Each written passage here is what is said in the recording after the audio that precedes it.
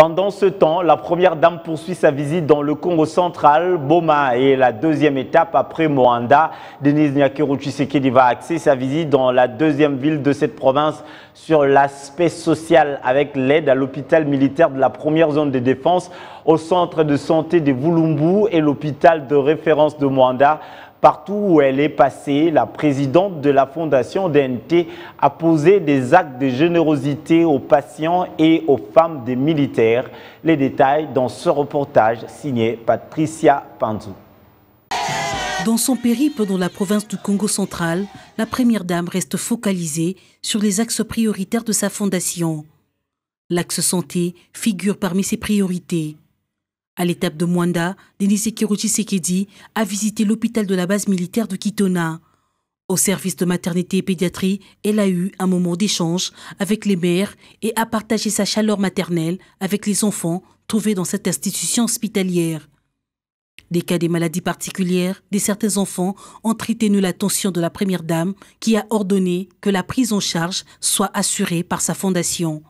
C'était aussi l'occasion pour l'épouse du chef de l'État de remettre au nom de sa fondation des médicaments, des lits, des matelas, des vivres et non-vivres aux responsables de l'hôpital, mais aussi aux femmes et épouses des militaires venus l'accueillir. Merci Mingi Nzambe abomba bino.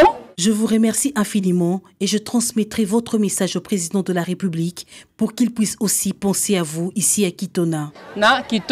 Elle était aussi allée à la maternité de Vulumba et à l'hôpital général de Moanda. Dans tous ces hôpitaux, en plus des vivres et non-vivres, elle a pris soin d'honorer les frais d'hospitalisation des malades trouvés sur place et a prêté attentivement son oreille aux doléances de ces malades avec un regard particulier sur les enfants souffrant de la drépanocytose. Elle a par la même occasion encouragé le personnel soignant pour leur dévouement dans l'exercice de leur métier. Merci. Je suis aussi de vôtres et je peux comprendre que les conditions ne sont pas faciles. Mais tenez bon, nous sommes des femmes fortes.